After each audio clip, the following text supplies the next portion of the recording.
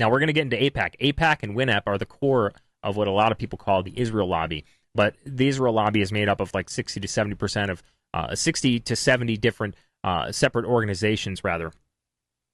And AIPAC itself has been rated by Congress multiple times the most powerful lobby in Washington, D.C. They boast about the power that they have themselves.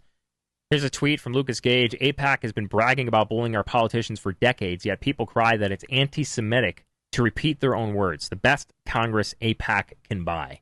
This is an article here. 97% of candidates that AIPAC endorse win their election, giving Israel near complete control over U.S. politics. Now, there's a couple of quotes. We actually have an article up on our website called "Is Israel Our Greatest Ally?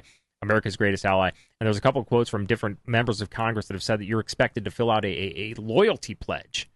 Otherwise, you're going to get people that run against you with more money. They're going to take away. They're not going to give you monetary support.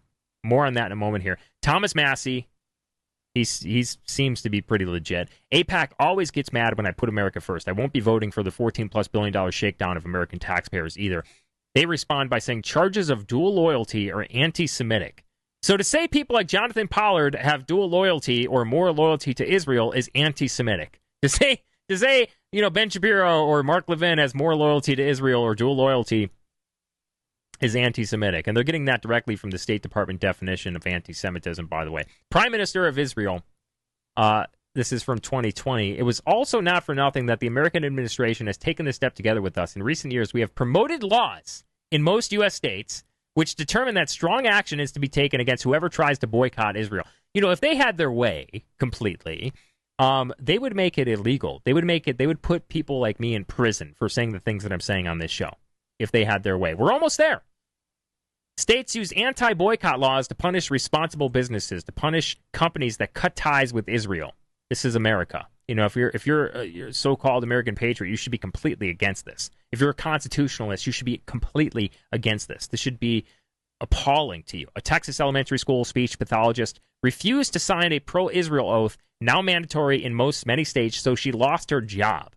You know, that's one of the bills that Ted Cruz got done very early on in the state of Texas. Ron DeSantis has signed multiple bills, anti-Semitism bills for Florida while he was on his trips to Israel. 2 so far. Florida banned Students for Justice in Palestine on public campuses in Florida. Yeah.